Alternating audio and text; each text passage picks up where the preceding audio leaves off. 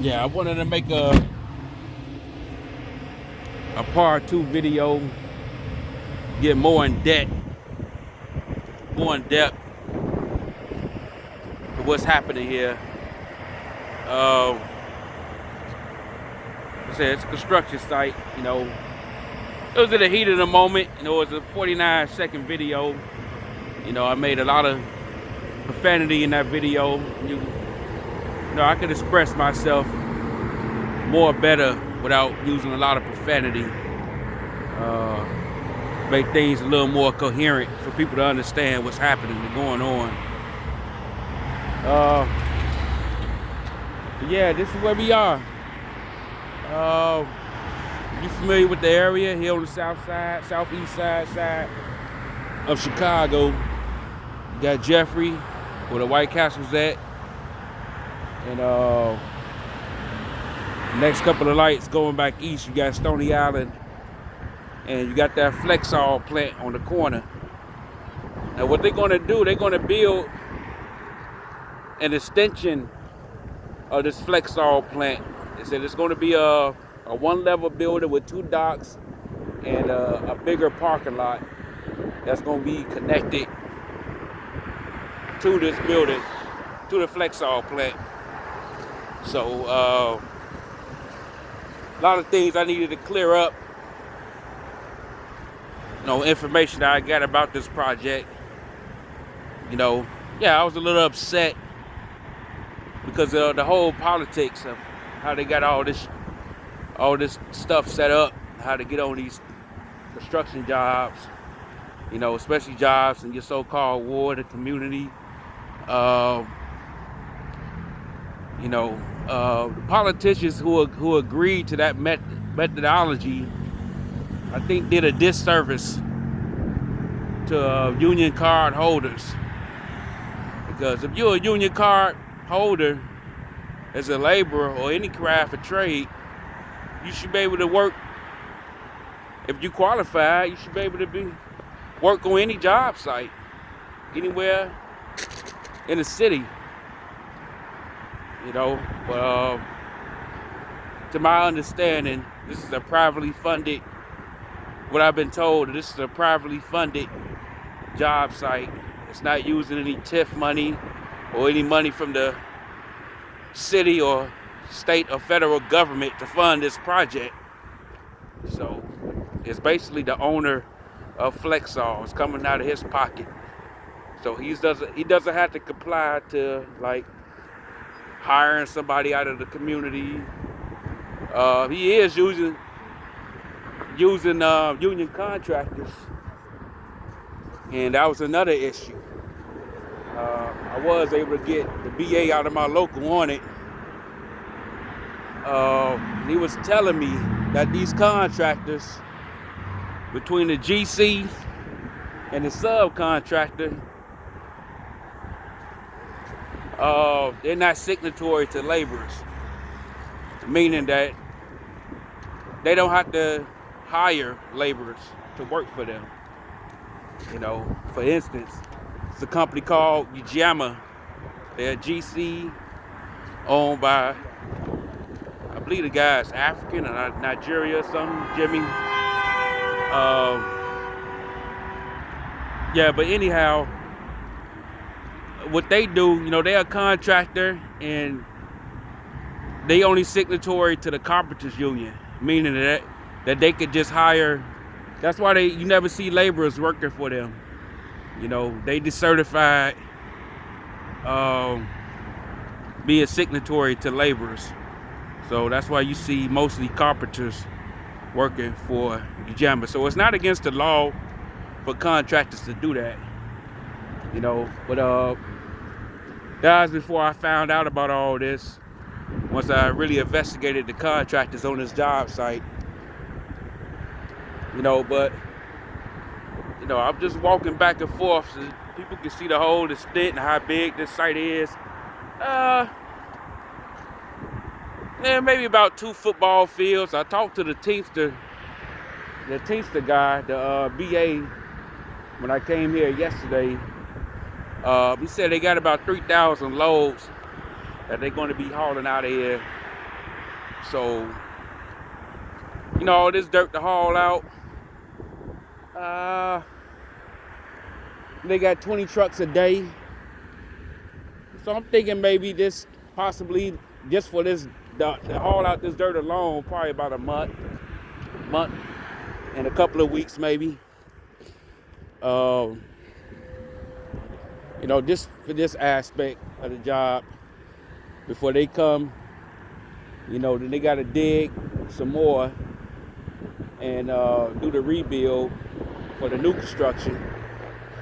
So it's a process. But yeah, I wanted to get on this job because I'm qualified. It's in my community, it's in my ward, but none of that applies once it's private money being allocated to something like this.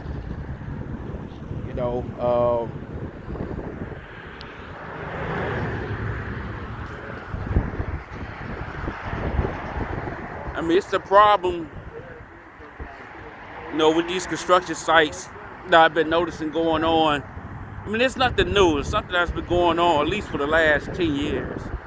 And in order for this to happen, the unions and the politicians has to be in agreement in making these rules like this. Because, in the past, you could just walk up to a job site, go to the trailer, talk to the foreman and the superintendent. You got the qualifications that they looking for, and bam, you get on the job site. It was simple. It was just like that.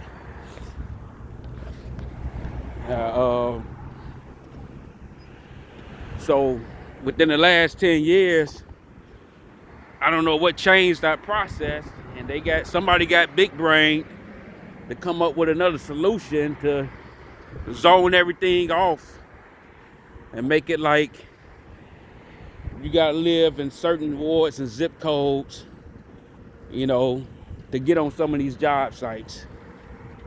So, you got other entities that came into the game, people like Hire 360. I get what they're trying to do. You want to help people from the community, okay? You might hire some new people and make them apprentices for a particular job site. Then once that job ends, you don't continue their career. You lay them off, and they just left out to dry, hanging to dry. They just left out of the, they were just used for that specific project, and they don't get to advance to another site. So to me, is that really helping somebody out of the community?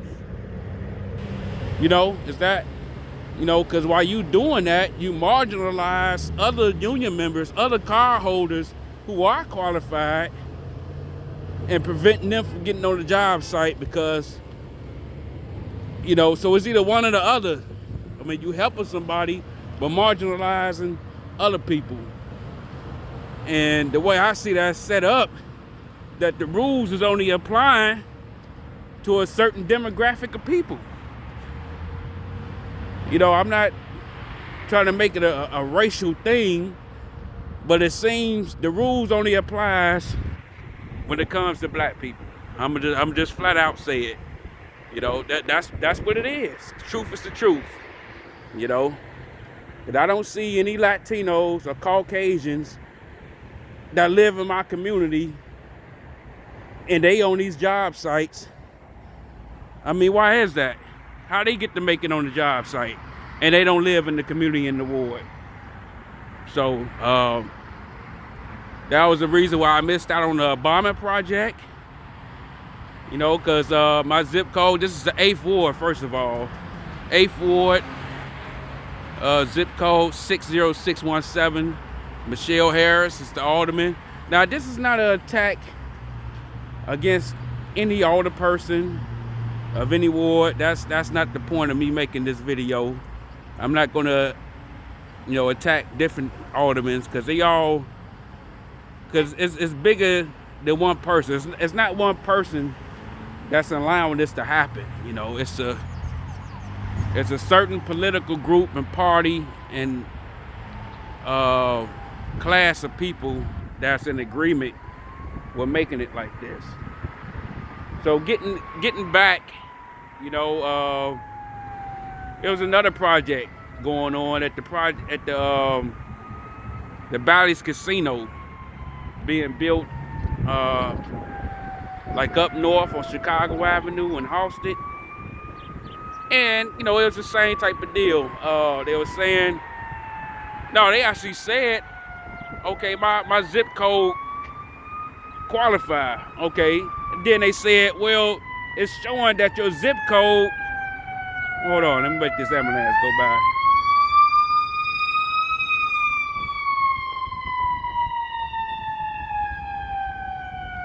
Yeah, ambulance pretty loud. Yeah, they were saying that, you know, according to your zip code, it's not showing that you in an impoverished community. In other words, my zip code is not showing that I live in the projects or something. And so that was their qualifications to qualify for that job.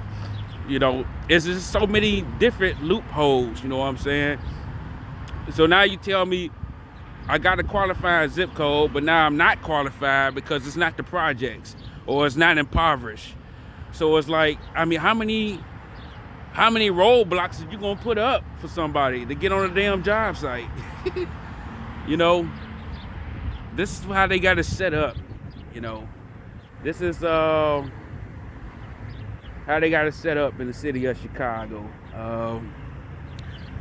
You know, there's been agreements, backroom deals made between unions and politicians, you know, to have it like this. Like I said, it wasn't always like this. This started happening at least within the last 10 years. They start doing these construction sites like this. Because I remember some years back, was that the 20th Ward? Walter Burnett, he had a bunch of construction projects going on in his ward, and I remember the Cook County Hospital was one of them. I tried my best to get on those projects, but the guy Burnett himself will block me from getting on any of those jobs in his ward simply because I wasn't a resident of that ward. My zip code and ID didn't match his ward.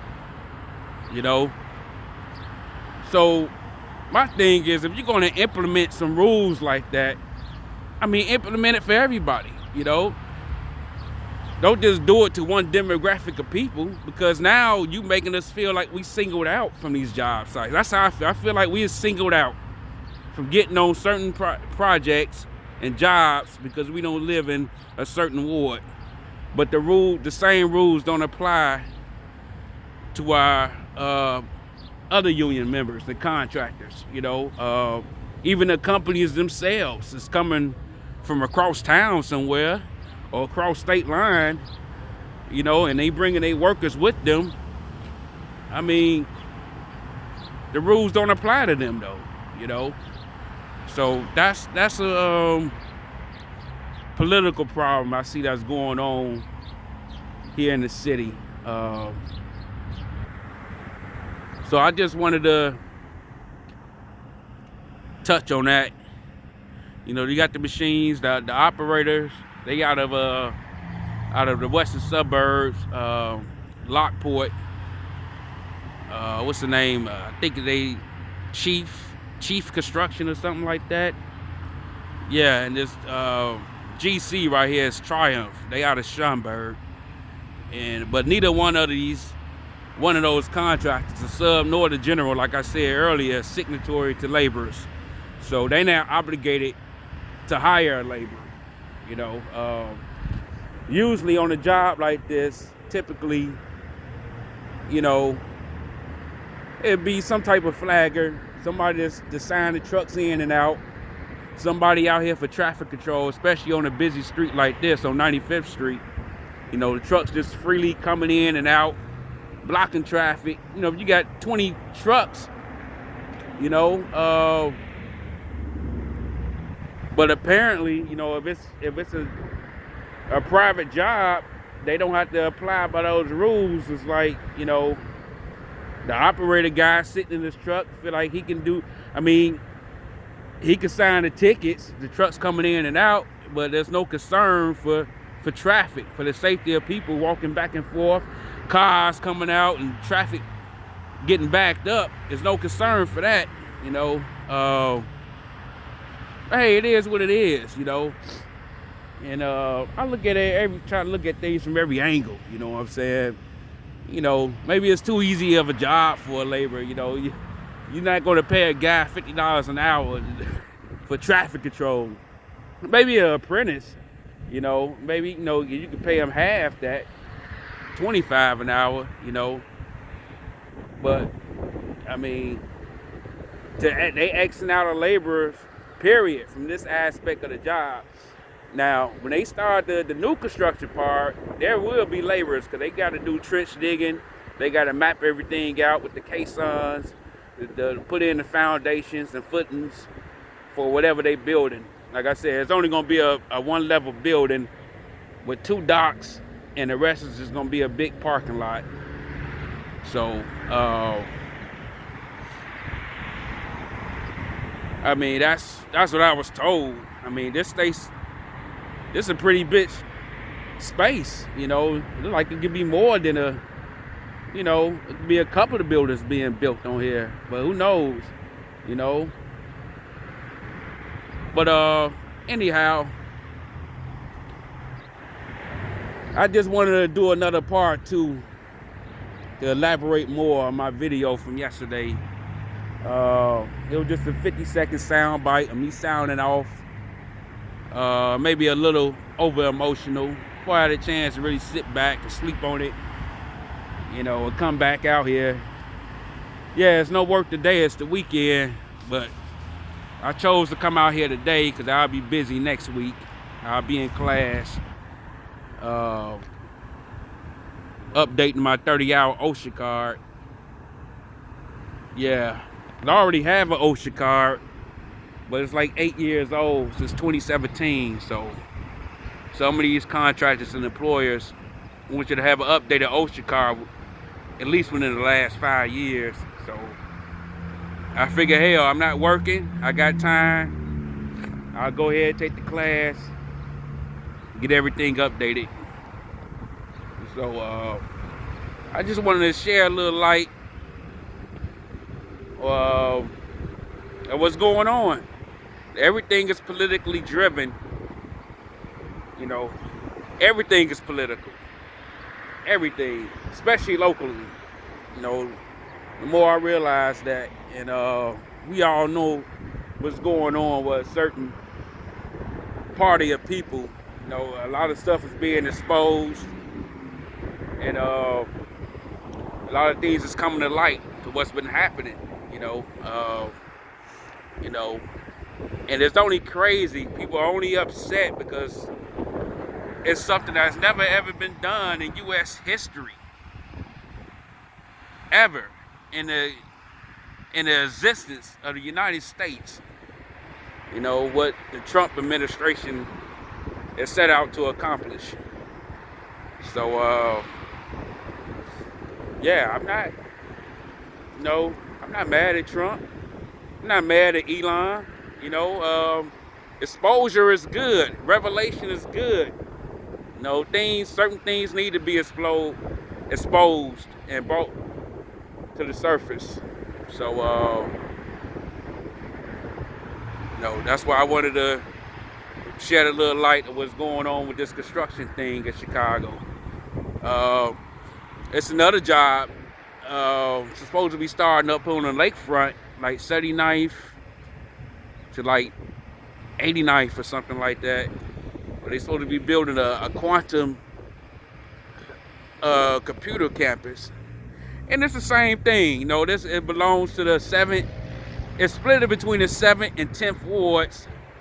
And I'm supposed to go and talk to those aldermen to see about getting on that project. But if I don't live in those wards, then I'm not considered. I'm not put on a list. You know. I just think whatever this program that's been implemented needs to be looked at and perhaps rolled and scaled back, because it's not, to me, it's not fair. Because it's only targeting one demographic of people and preventing them from getting those certain job sites. You know, and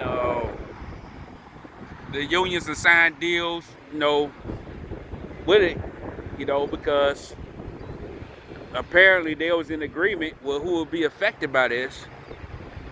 So, I mean, enough is enough, you know. Like I said, it's been going on for at least the last 10 years. So, yeah, I just wanted to shed a light on that. 95th Street.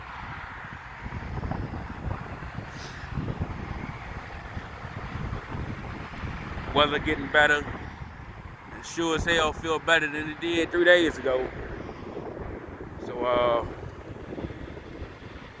that's about it.